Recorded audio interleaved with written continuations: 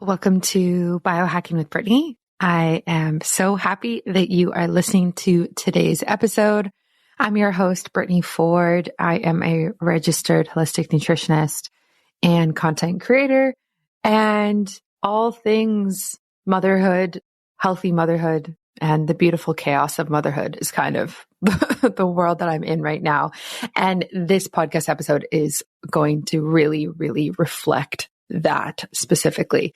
I am going to dive deep into mom brain, baby brain, whatever you want to call it, why it happens, how it happens, and honestly, like what you can actually do about it. I cannot begin to describe how many times I've experienced this. I'm going to give you examples, and yeah, we're just going to get into all of the nitty-gritty details so that you can feel better and function better. And if you know a new mom and you're listening to this, you can kind of understand as well what she's going through, because, you know, it can be really tough. And so if we can kind of understand what women are going through in their brains and their mind, then we're all better. We're all better off and we're all able to help. So before we dive in, a shout out to Qualia. They have a bunch of really great products. They make supplements that are very much in the biohacking space. And one of my favorite ones that they make is their Qualia Senolytic. Now, this basically helps with senescence. Senescence is basically one of the ways that cells turn over, get rid of old cells, and bring in new cells. And how much senescence you have going on, or your rate of senescence, that might be incorrect how you say that. But speaking of mom brain, essentially, this is one of the hallmarks of aging.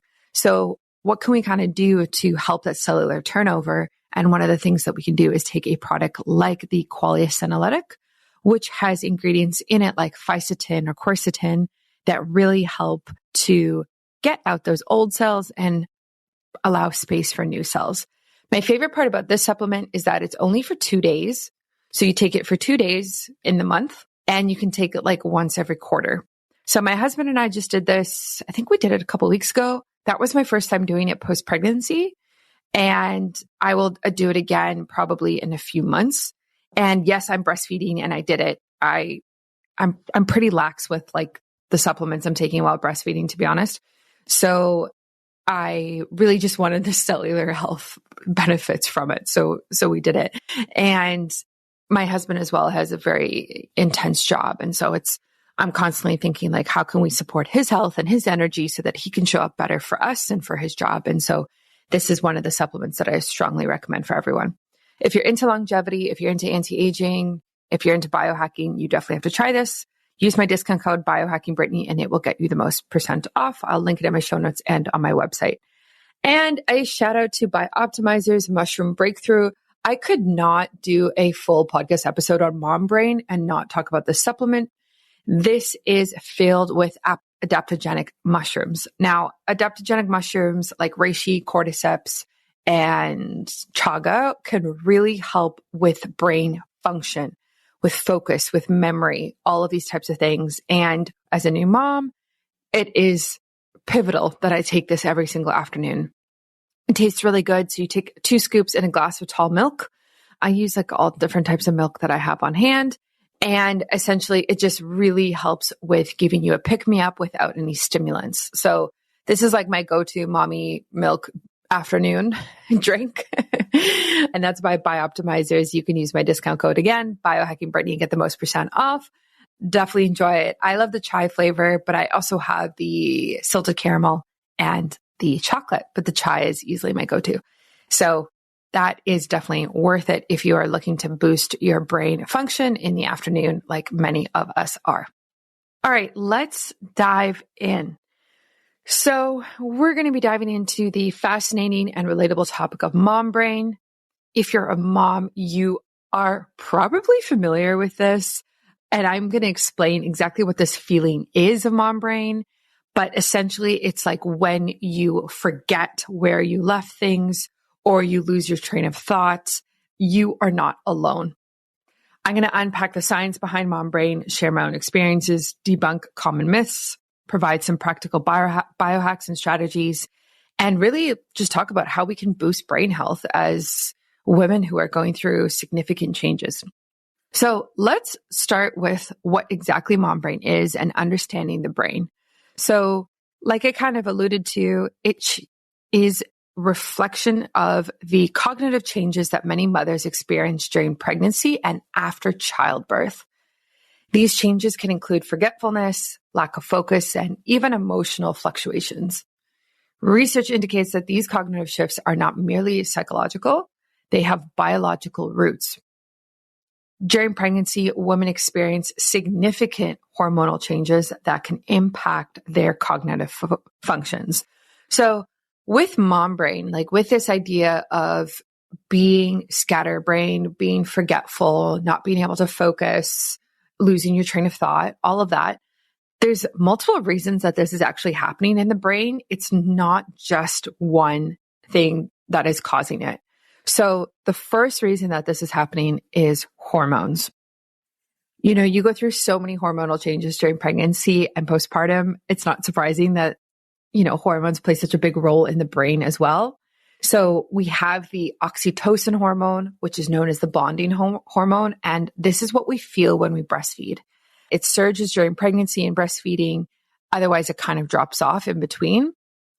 And while this hormone helps with emotional connections to your baby, it can also lead to moments of forgetfulness as your brain focuses more on bonding rather than recalling everyday details. So it's great to feel that surge of like bonding with your child, but it also means that it leads to this lack of ability to be able to recall everyday details or scheduling or things like that. Then we also have estrogen and progesterone, which are, you know, very well-known hormones. They're known as like the female sex hormones. The fluctuations in these hormones can affect memory, attention, and even mood. Obviously, after birth, you know, it's really difficult to balance your hormones in that first year of postpartum. I don't think my hormones are balanced. I just got tested, so, you know, we're going to find out. But these fluctuations are really tough. Really, really tough on the body. So it makes sense that this would also impact the brain. So we have the hormonal component here, but we also have the brain structure changes. So the actual brain itself changes, which is so interesting. So fascinatingly, studies show that during pregnancy, certain parts of the brain can actually increase in size, particularly those associated with emotional regulation and caregiving, like the prefrontal cortex and the amygdala. So both of those areas actually increase in size. So we're talking about caregiving, loving, emotional regulation, and these help mothers respond to their infants' needs and enhance bonding, right? So the brain is saying, okay, you're having a baby. These are the parts of the brain that we need the most right now. This is pivotal to baby survival. So this is the part of the brain that we're going to send the most blood, is going to have the most energy come out of, and is obviously going to get bigger. And then on the flip side of that, research also indicates that certain areas like the hippocampus may experience a decrease in volume, which is associated with memory function. So what that means is, like I said, like the amygdala and the prefrontal cortex get bigger and you have more volume to them, and the hippocampus gets smaller. And the hippocampus is typically around like what we use for work or school or being able to focus, get things done, have quick, easy memory recall. That is smaller. I also read a study that said that the brain itself in total shrinks, and it does not return until its original size pre-pregnancy until 2 years after you have had your baby. 2 years after birth. Okay. So again, not only are you dealing with hormonal changes and different parts of the brain getting more volume and some getting less volume, ones that are great for motherhood versus, you know, work, let's say, if we're going to put those two against each other, but also your brain entirely shrinks. So how can you expect to function normally, quote unquote, if those three things are happening and they are completely out of your control, they are completely biological and you cannot change that? It's not like you can suddenly be like, okay, I'm going to send more volume to my hippocampus, or I'm going to increase my brain size. Like it doesn't really work like that. So I think once you kind of understand how your brain is functioning, it's almost like a sigh of relief of like, when you forget your keys or when you forget the name of the woman you just met or something like that, like it's actually just your brain prioritizing your baby above everything else. And there is a biological scientific reason for it. And so mom brain has a ton of science behind it. And so give yourself some slack and grace, because it's not just you in your head. It's actually happening on a cellular biological level. So timeline of changes I kind of talked about, but when does this typically start? Many women will start to experience cognitive changes during the first trimester as these hormonal fluctuations begin. Symptoms can intensify during the third trimester when the physical and emotional demands are heightened. For me personally, I started feeling mom brain in my third trimester. Sometimes people call it baby brain, same idea. And it was during my third trimester when I kind of noticed I wasn't as sharp as normal. However, after having my baby, which was 3.5 months ago, it is way worse right now than it was during pregnancy. And I'm going to get into some examples in a bit, but it is way worse. So I think the first year of postpartum with mom brain is tough. Pregnancy kind of gives you a little taste of what it can be like, but damn, once you're in that first year, it's significant. And so how long does it last? Like I said, the brain goes back to regular size after 2 years. And many women start to feel a bit better around 6 to 12 months after childbirth. Some might experience lingering effects longer. So I think with hormones, if you break it down to the 3 different aspects, I think with hormones, 6 to 12 months makes sense. I think with the brain structural changes, the research says up to 2 years. So I wonder if after 6 months I will feel better or sharper. I hope so. But, again, what am I supposed to do? What are you supposed to do while you're in the thick of it? Understanding these changes is essential as it helps normalize what mothers experience and reminds us that the cognitive shifts are a natural part of motherhood. I think that's so important. Like I said, it's not you, it's your brain. And there are some things we can do about it. A really great one would be a omega-3 fatty acid supplement. Now, the brain is mostly made out of fat, right? So if you think about it like that, we want to make sure that we are giving the brain the right type of fat and enough fat to be able to function. Omega-3 fatty acids are essential for brain health and cognitive function. Incorporating omega-3 rich foods like fatty fish, salmon, sardines, walnuts, and flax seeds into your diet can support brain health and potentially mitigate some cognitive changes associated with pregnancy. So when I was pregnant, this has kind of changed. So when I was pregnant, I was on what was I on? I was on an omega-3 supplement, and I was also on fatty 15, which is a essential fatty acid, the C15. I took that during my entire pregnancy. And I actually think part of the reason why my son is developing so quickly is actually because of that fatty acid. That will be its own podcast episode coming. But I did quite a few fatty acids during pregnancy to kind of cover my bases. I will link in the show notes the one I took during pregnancy, and it's from the company Needed, which is also where I got my prenatal.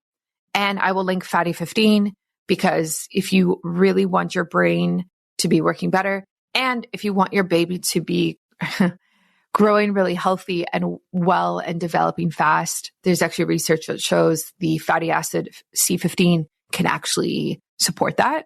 So I would take that during pregnancy if I were you. And I will link that as well.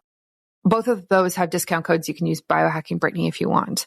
And now postpartum, I am also taking fatty 15, the C15 fatty acid. And so I will link that again for you. And I am taking cod liver oil. It is fermented cod liver oil. I'm kind of going down a Weston A. Price rabbit hole right now. So kind of makes sense that I would be taking that. And I will link that in the show notes. This is not affiliated at all with the brand that I'm taking, but cod liver oil has so many great fatty acids in it, essential fatty acids. Also is high in vitamin A and vitamin D and great for the brain. I'm actually thinking about starting my son on cod liver oil at 4 months. So we will see. That will be another episode. But I will link that in the show notes for you as well. Have you heard about senolytics yet? It's a class of ingredients discovered less than 10 years ago, and they're being called the biggest discovery of our time for promoting healthy aging and enhancing your physical prime. Your life goals in your career and beyond require productivity. Let's be honest. The aging process, however, is not our friend when it comes to endless energy and productivity. And that's why I use Qualia Senolytic. If someone had told me that there are science-backed ingredients that could help me feel 15 years younger in a matter of months, I would not have believed it until I tried this. As we age, everyone accumulates these senescent cells in our bodies. They're also kind of known as zombie cells. They are old and worn out and not serving a useful function for our health anymore, but they're taking up space and nutrients from our healthy cells. Much like getting rid of dead leaves off of a plant, Qualia Senolytic removes those worn out senescent cells to allow for the rest of them to thrive in the body. The best part is you actually only need to take it 2 days a month.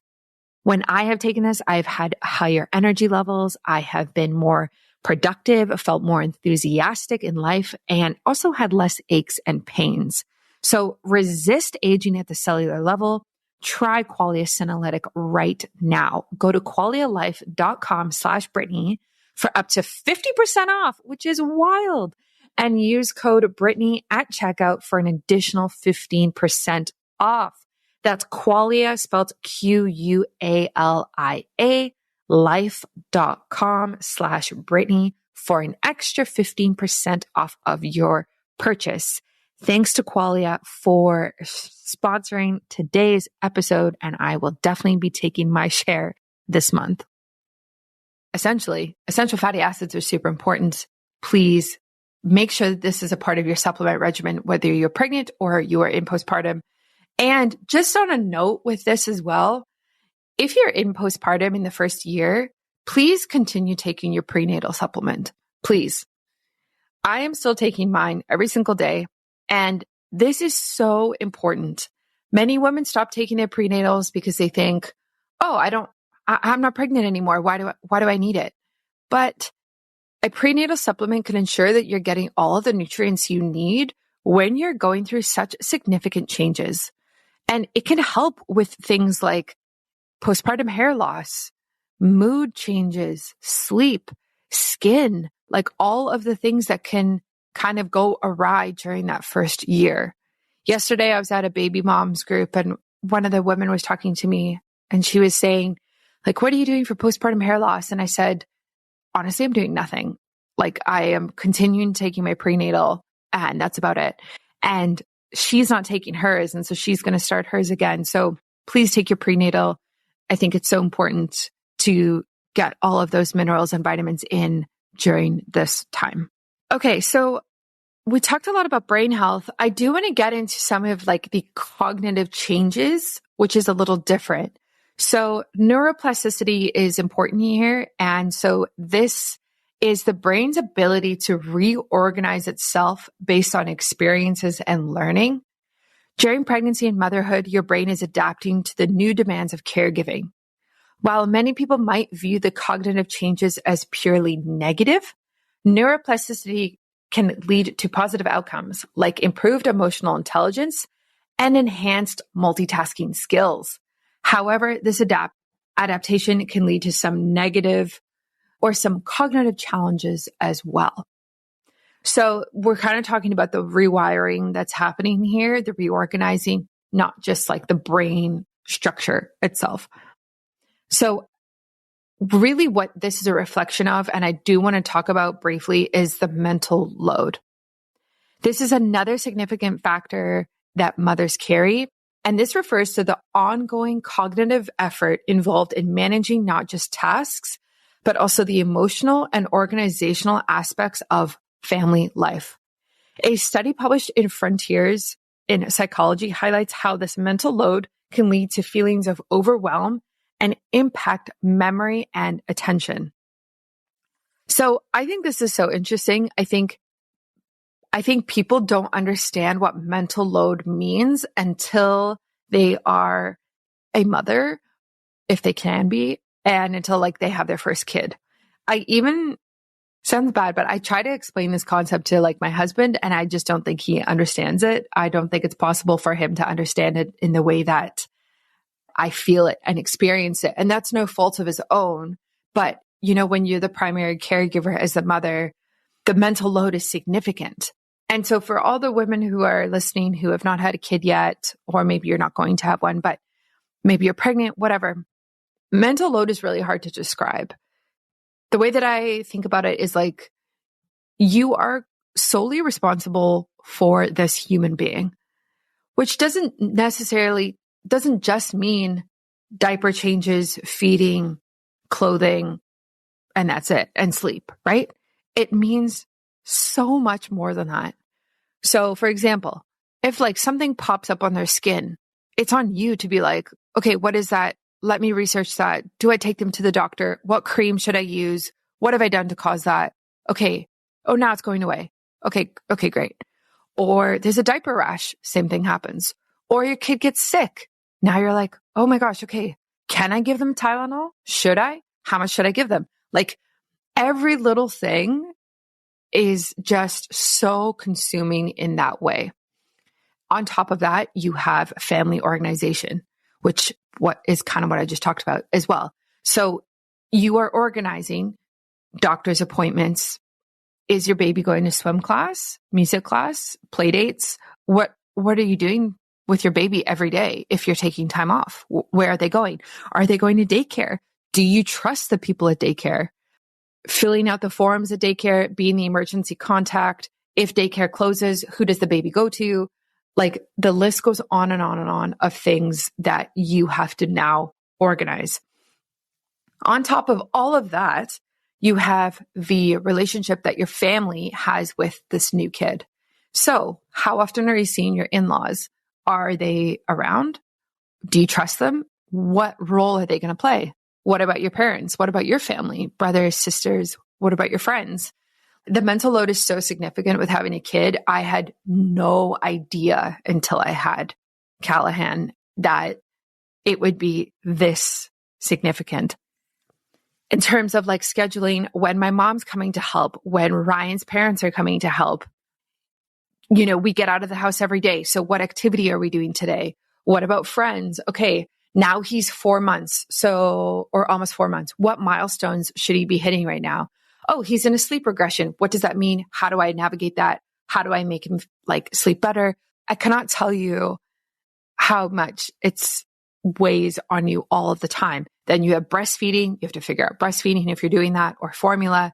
Like I feel like I'm just going on and on, but that's because the mental load is on, and it never, ever, ever, ever ends. Sorry, that's so depressing, but it never, ever, ever ends. And so if you experience that, and if you're in that mental load right now, I am there with you. You are not alone. We are carrying the mental load of children together.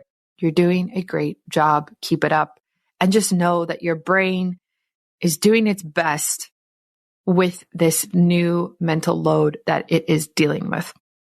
So there definitely are biohacks that you can do in order to kind of support this mental load that I have been talking about.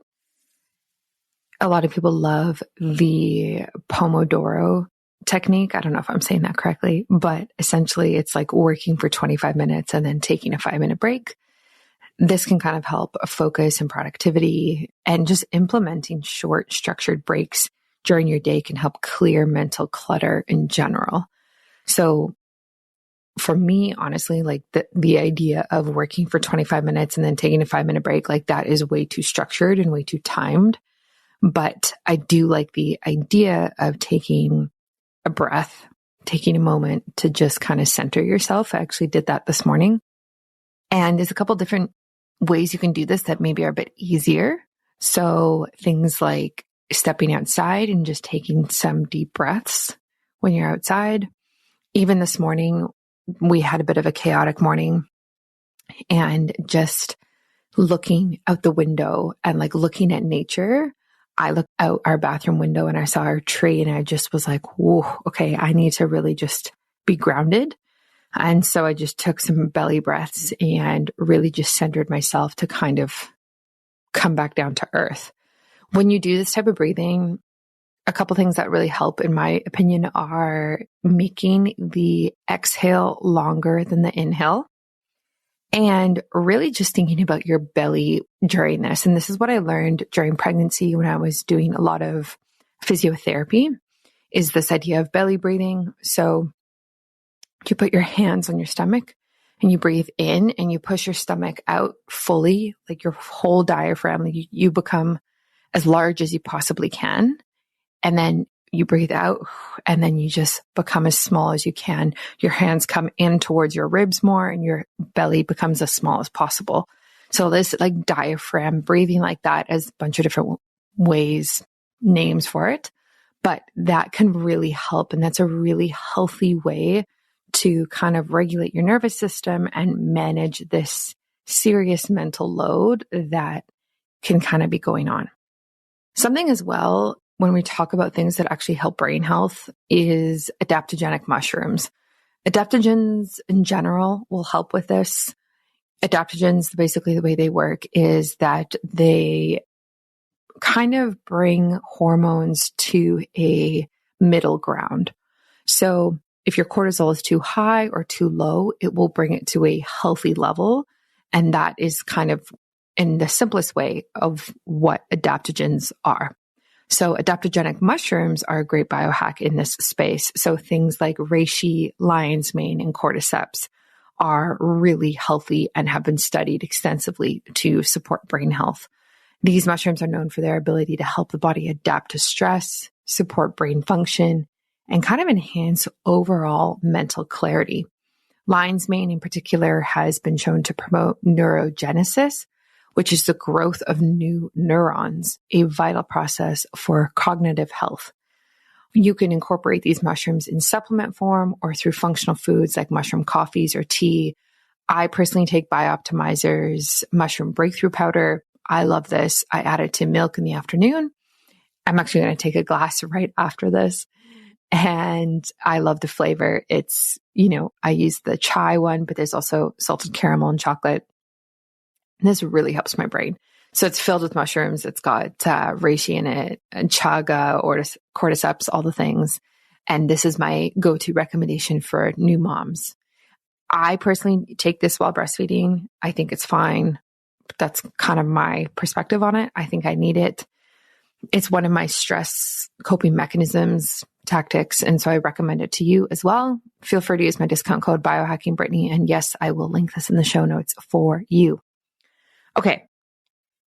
So a couple of myths that I just wanted to touch upon briefly that came up when I was researching this episode about like mom brain is, the first one is like mom brain is just an excuse for forgetfulness. So this is just simply not true. There are cognitive changes that are rooted in biological and psychological processes, not merely a lack of effort. It's important to recognize that these changes have real causes and aren't just a figment of our imagination. I really, really don't like this idea. I think that it's downplaying women's health, and we experience that so much in different areas in society of downplaying women's health, whether it's menopause, perimenopause, fertility, the menstrual cycle, puberty, being on your period. Like there's all this like stigma and taboo and like ways that we can downplay how these things actually really do impact us. And so to say it's an excuse is just really, really honestly disrespectful, but also just like the research totally disproves that. So it's not just an excuse, and there are a ton of changes that are happening. Do you have trouble recalling names, dates, or where you left things? I definitely do as a new mom. I kid you not, I am forgetting things all of the time. I feel like I'm juggling so much in my brain, and it's really hard to keep clear-minded when you are taking care of a newborn. If you're struggling and you're finding it difficult to focus during the day, or you notice yourself zoning out when people are talking to you, your cognitive health and your brain could really use some love.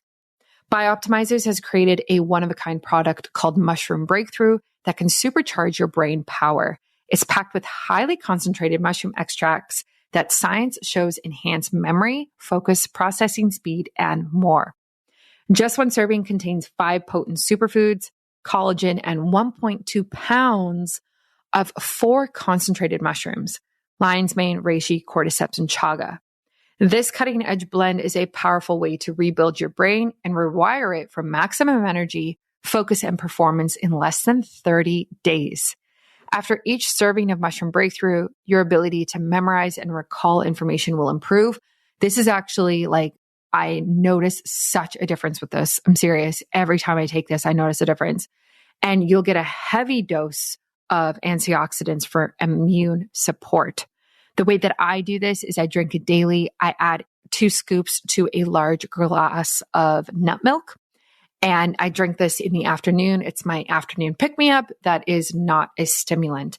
And as a new mom, as a parent, I literally rely on this. This is like my mommy's milk, mommy's mushroom milk that I rely on to get through my day and really help my brain perform much better, kind of like how it used to before having a baby.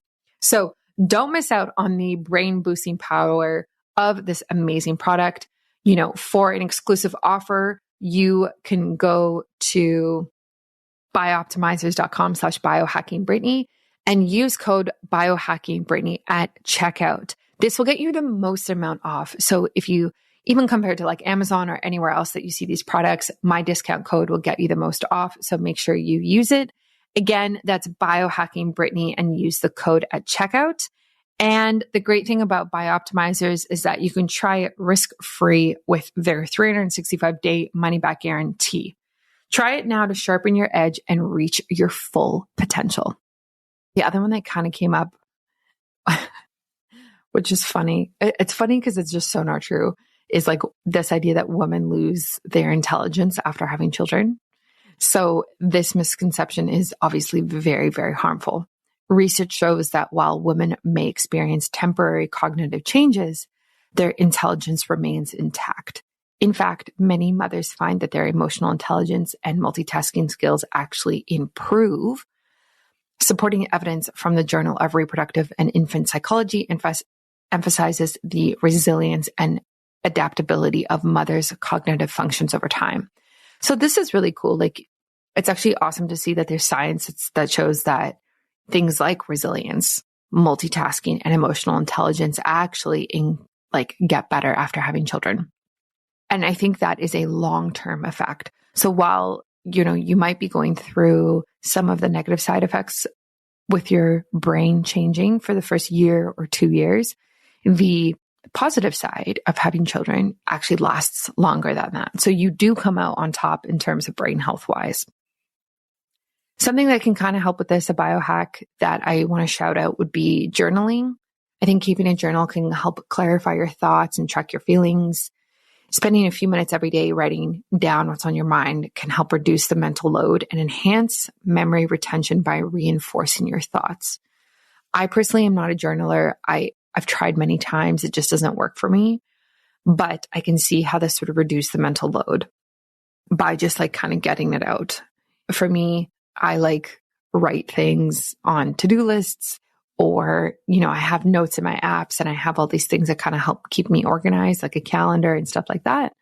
But I definitely don't necessarily write down my feelings anywhere.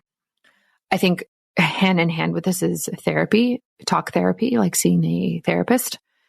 I have a therapist. I've been seeing her for years and years. And this really helps with this transitional time in your life.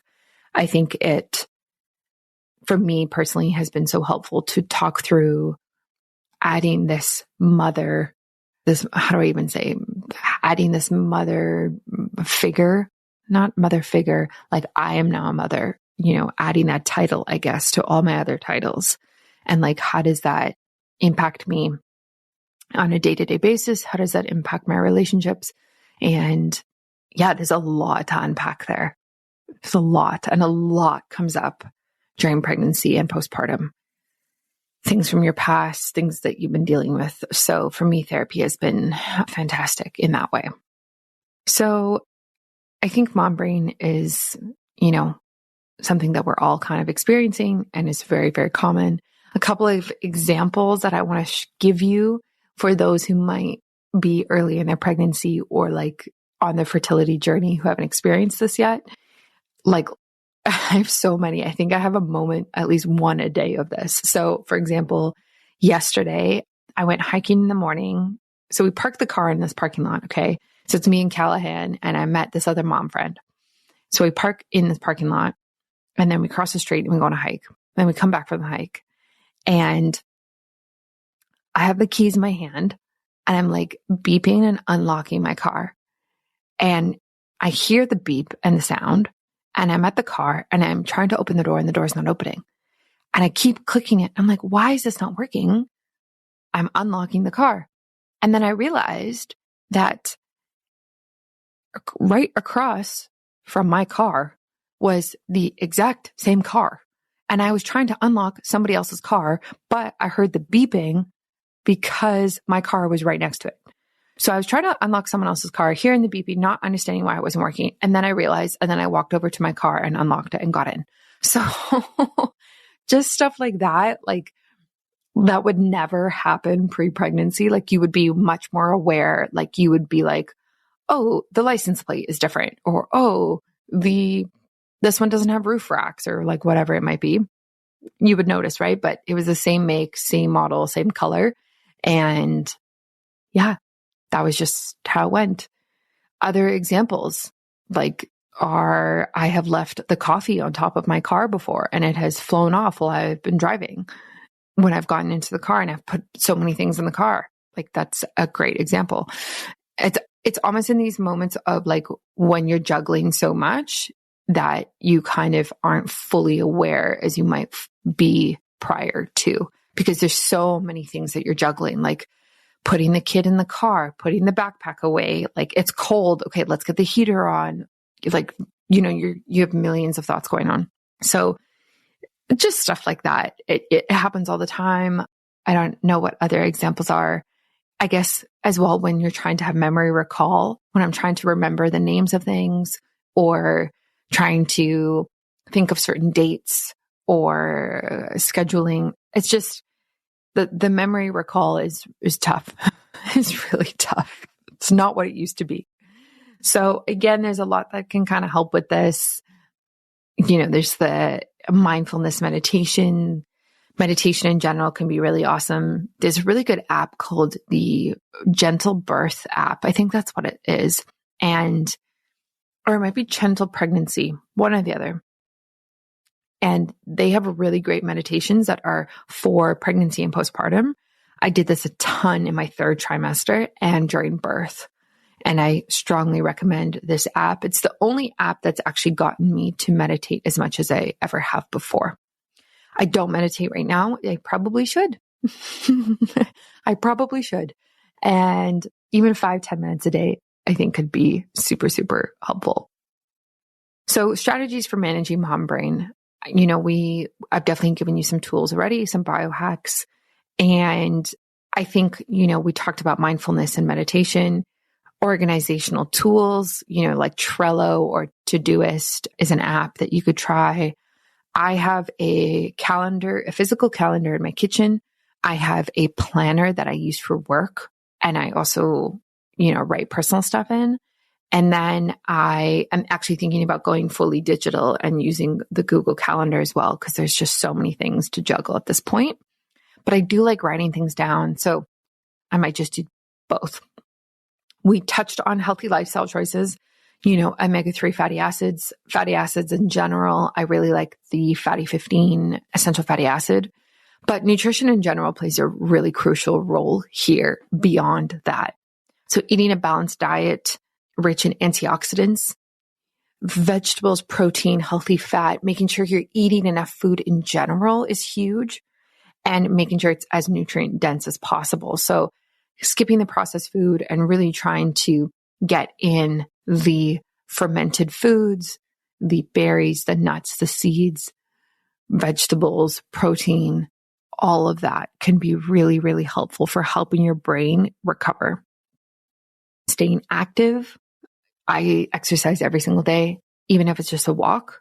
Sometimes I ride my Peloton. I'm currently doing the Sweat postpartum workout plan. I'm doing the one by Kayla at Cena's. I think I'm on week 9, maybe something like that. So I'm really enjoying that. I have a home gym that we built, and it's really important to me to like lift weights, stretch, foam roll, that type of thing. I also have a sauna, a home sauna that we built. So I've been doing that as well. And just trying to bring in moments of, being active, even if it's a parasympathetic way in terms of like stretching or sauna, can be really helpful. And even a little bit counts. Like yesterday, I could only go in the sauna for 15 minutes because Callahan started crying at night. So I had to get out and then breastfeed when I was sweaty. It was gross. But I think that is better than nothing. And I just encourage you to take those little moments when you can. What I have found that's been helpful is I typically will do my exercise or workout at the end of the day around like 4 to 5 o'clock. And I actually bring Callahan down into our gym with me, and he's awake. And it's part of what we do at that time of day because it stimulates him. We have a play mat down there. I give him toys. I talk to him. We play music. So it kind of helps actually tire him out for the rest of the day versus me trying to fit it in when he's sleeping. So I do it when he's awake, and we do it kind of together. Don't know how long that will last, but that's kind of what's been working for us for the last 2 months. Engage in activities. So you could do things like puzzles, reading, learning something new. I read every single night before I go to bed. Right now, I'm currently reading Throne of Glass, which is by Sarah J. Maas. She is a awesome author. She wrote ACOTAR, and I'm on oh my goodness, am I on book number 4? I think so. Yeah. So that's kind of what I do at night. But you can obviously do anything that you think might kind of help with this cognitive function. There are a lot of apps out there that actually really help as well. And then, support and community resources. So joining local or online groups that support mothers, it's so valuable to be able to share experiences and learn from one another. And don't hesitate to reach out to family or friends for help or just to talk. This is huge. My new mother friends that I've made in this small town are so important to me because they get it. Maybe we're not the best of friends, but they get it. And so connecting with them, like today I went to the library, we did story time. A couple days ago, I did baby talk where they bring the speaker. And this stuff is not super great or glamorous in any regard, but it gets you out of the house. You get to connect with other moms. You get to stimulate your baby and then tire them out. And it's been the best. So we leave the house every single day in the car. We go somewhere because otherwise I would go crazy. And I just find that this helps him, helps me. And yeah, it's just awesome to be able to connect. Last but not least is sleep hygiene. So prioritizing sleep is vital. Creating a bedtime routine that promotes relaxation, such as dimming the lights, avoiding screens an hour before bed, and establishing a consistent sleep schedule. Quality sleep can drastically improve cognitive function. Now, that sounds great if you didn't have a baby. So this is obviously contributing to the idea of mom brain is the lack of sleep. So for me, Callahan is a great sleeper. He will wake up, once or twice a night. Right now, I think we are going through the 4-month sleep regression, and he's waking up between 3 to 5 times a night. So it's much harder. I will say that let's take the sleep regression out of it. Normally, this 1 to 2 times a night is great. He feeds really quickly and goes back to sleep. My husband, Ryan, takes him in the morning, and then I get to sleep in further. This really helps my brain function for sure. On the days when Ryan's away for work and I'm on by myself and I have to get up at 6:30, I can definitely feel my brain struggles more. I would really suggest figuring out a routine that works for you. For me, it doesn't make sense for Ryan to get up and support with Callahan in the middle of the night, because if he were to give him a bottle, I would still have to get up and pump. And it's faster for me to feed Callahan breast-wise, like to breastfeed or to nurse, I guess is the correct word, versus pump. Pumping can take 20 minutes, 25 minutes. Breastfeeding can take 10. And when you're in the middle of the night, every single minute matters. So figure out kind of what routine makes sense for you and your setup and your situation. And also know that it's going to change and you're going to adapt as your baby gets older.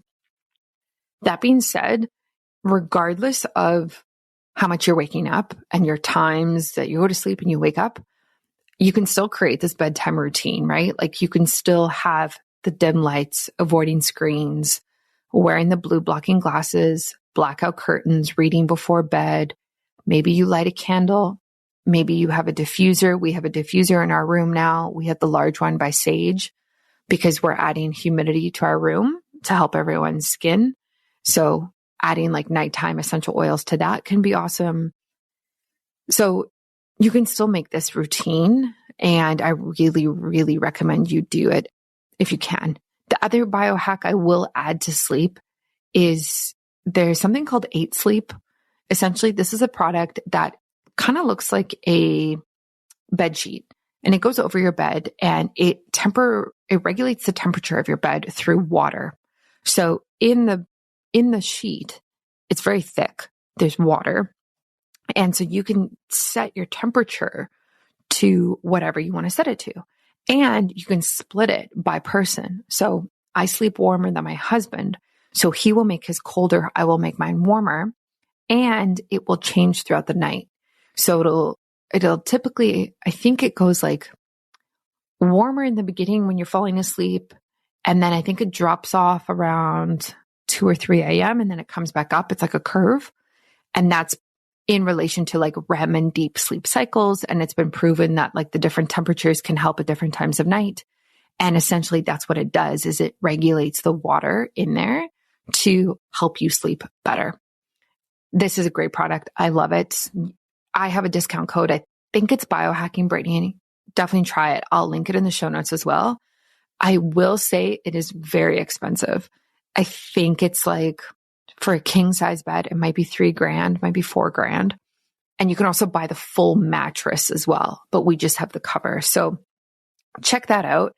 If you're somebody who sleeps super hot or super cold and you're looking for temperature support, that is a game changer. I'm actually thinking about getting it for my mom to help with her because she sleeps so hot. So for all the women listening who, are maybe going through menopause, that type of thing, that EightSleep would be an awesome product for that. Okay.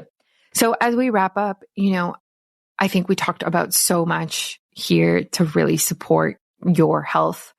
Cognitive changes during motherhood are normal and are rooted in science and research. We debunked some myths that came up. I shared a couple stories, and I also really wanted to give you practical biohacks and strategies for managing mom brain. Remember, you are not alone in this journey. Okay. I am here with you. And I encourage you to send me a DM and with your own experiences and tips on Instagram about how you have experienced mom brain. What has that looked like? Some of my stories are just ridiculous. I should start writing them down. Maybe I'll make a post about them, but send me your stories. I'd love to hear them. And also send me how your tips and tricks on how you're coping with it and what you're doing. Cause I'd love to hear other strategies from other mamas out there. So thank you for tuning in today. I hope you found this episode helpful and informative. Don't forget to subscribe to Biohacking with Brittany so you don't miss my next episode, where I will be exploring all types of other health content and topics. Until next time, embrace the beautiful chaos of motherhood and remember you're doing an incredible job, and I will catch you soon for another episode. Thanks for listening to another episode of Biohacking with Brittany.